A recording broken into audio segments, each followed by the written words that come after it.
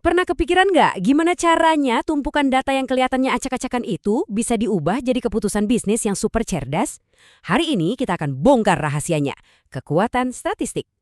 Kutipan ini benar-benar pas banget buat ngegambarin inti dari ilmu data.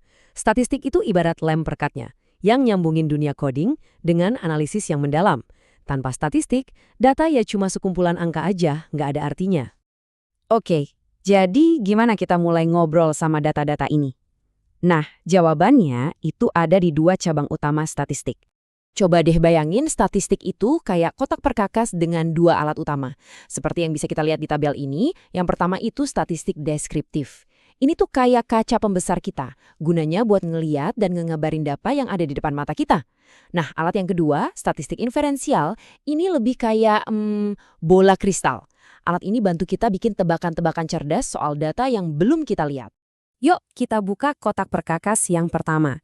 Statistik deskriptif itu intinya adalah gimana caranya kita merangkum fitur-fitur penting dari sekumpulan data. Dan biasanya kita mulai dari ukuran tengahnya. Kita mulai dari yang paling klasik, mean, atau yang biasa kita sebut rata-rata. Biar gampang, kita langsung lihat contohnya di kasus e-commerce yang simple. Anggap aja ini isi keranjang belanjaan kita. Ada 3 barang dengan harga yang beda-beda. Buat nyari harga rata-ratanya, gampang banget. Kita tinggal jumlahin semua harganya, 200, 50, sama 25. Terus kita bagi dengan jumlah barangnya, yaitu 3. Hasilnya 91,7. Tapi tunggu dulu, apa angka ini beneran ngegambarin harga produk kita secara umum? Kayaknya ada yang aneh kan? Yuk kita coba alat lain. Nah, ini dia median. Caranya lebih simpel lagi, kita urutin aja datanya dari yang paling kecil ke paling besar. Angka yang posisinya ada persis di tengah, itulah mediannya. Jadi, untuk data kita, 25, 50, dan 200, mediannya adalah 50. Oke, disinilah bagian yang paling seru. Kok bisa sih min-nya 91,7? Jauh banget bedanya sama median yang cuma 50? Dan voila, grafik ini ngejelasin semuanya dengan gamblang. Lihat deh, batang yang paling jangkung itu barang elektronik yang harganya 200.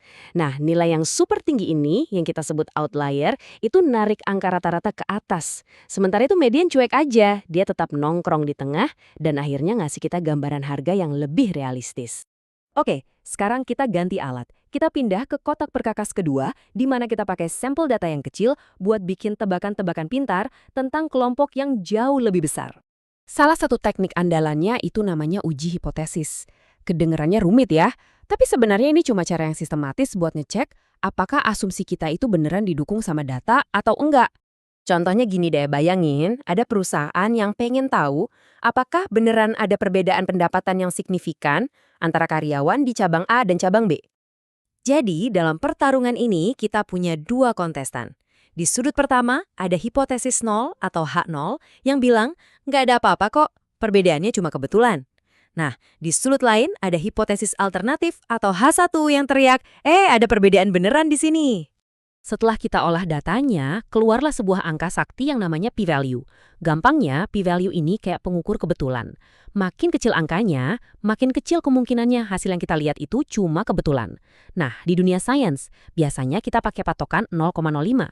Karena hasil kita 0,03 itu di bawah 0,05. Nah, ini dia momen puncaknya. Kita bisa dengan percaya diri menendang si hipotesis 0, gagasan bahwa nggak ada perbedaan apa-apa, dan menyimpulkan kalau perbedaan pendapatan antara dua cabang itu beneran nyata, bukan cuma gara-gara untung-untungan. Oke, sekarang kita udah lihat alat-alatnya. Pertanyaannya, terus kenapa? Kenapa semua ini penting buat kita di dunia nyata? Sadar atau enggak, kita itu berinteraksi sama statistik setiap hari loh. Mulai dari rekomendasi produk yang muncul pas kita belanja online, pengujian obat-obatan baru yang bisa nyelamatin nyawa, sampai cara bank menganalisis resiko investasi. Semuanya itu dibangun di atas konsep-konsep yang barusan kita omongin.